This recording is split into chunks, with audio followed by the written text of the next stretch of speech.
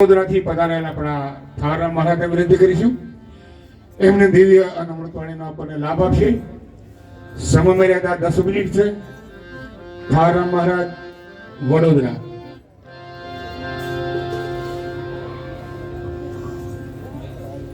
બોલે સદગુરુ મહારાજ સદગુરુ નટુરા મહારાજ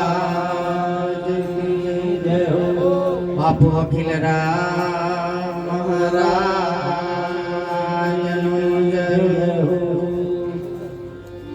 ખૂબ સરસ. આજે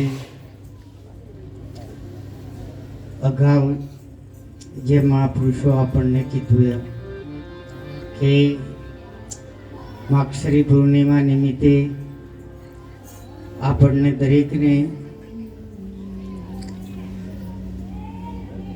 આમંત્રણ આપી આપણને એકત્રિત કર્યા.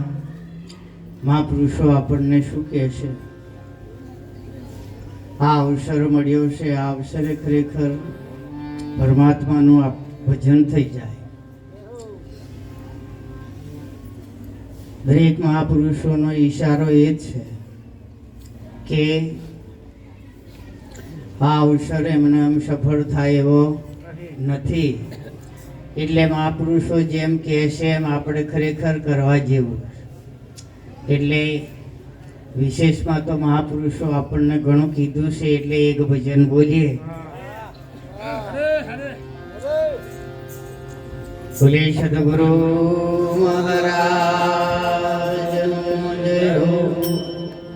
આવો મોકો મળ્યો અવતાર જાગવા જેવું છે. આવો મોકો મળ્યો અવતાર જાગવા જેવું છે. આવો મોકો મળ્યો રે અવતાર જાગવા જેવું છે. આવો મોકો મળ્યો અવતાર જાગવા જેવું છે. એવા માનવ જીવનનો લાભ જાગવા જેવું છે. એવા માનવ જીવનનો લાભ જાગવા જેવું છે.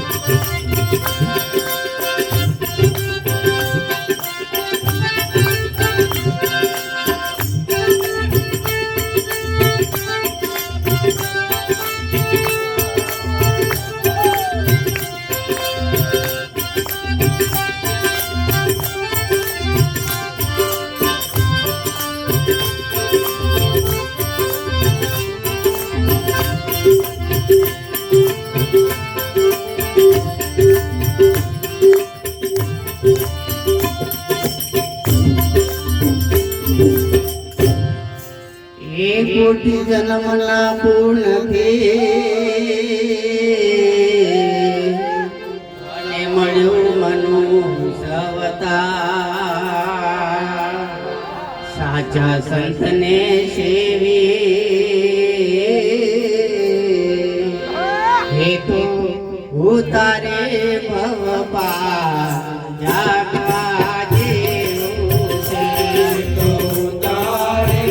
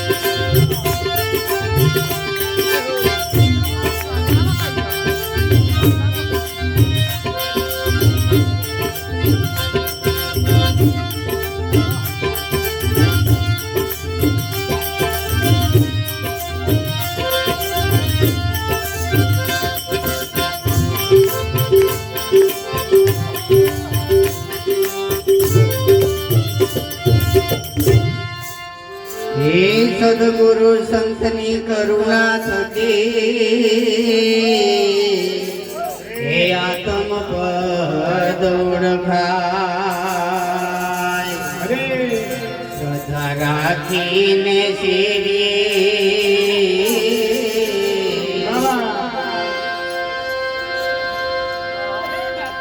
એ આવો અવસર સફળ થઈ જાય આગવા જેવું છે.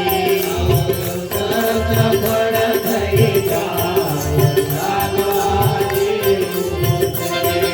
અવસર સફળ થઈ જાય આગવા જેવું છે. અવસર સફળ થઈ જાય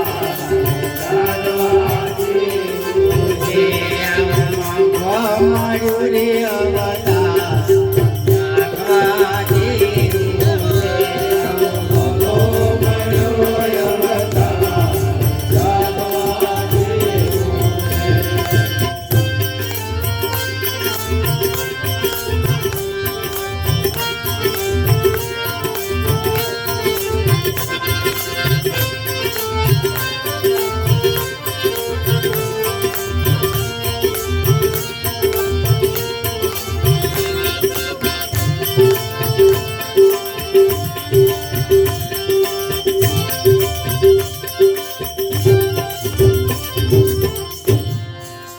હે ગયો પ્રગટ પરમાત્મા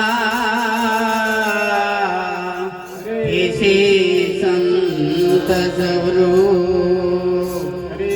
રવિ રટેલી જનામને તો પરખાય પદનું જાગવા જેવું છે. પરખાય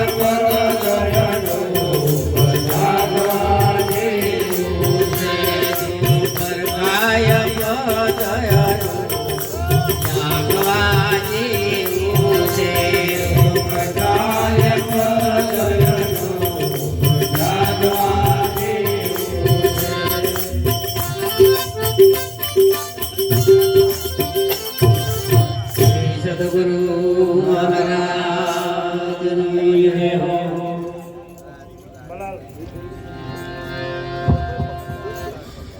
હવે આપણે સત્સંગ દૂર આગળ વધારતા જે શરૂઆતથી પધારેલા આપણે મંગલ બાપુને વિનંતી કરીશું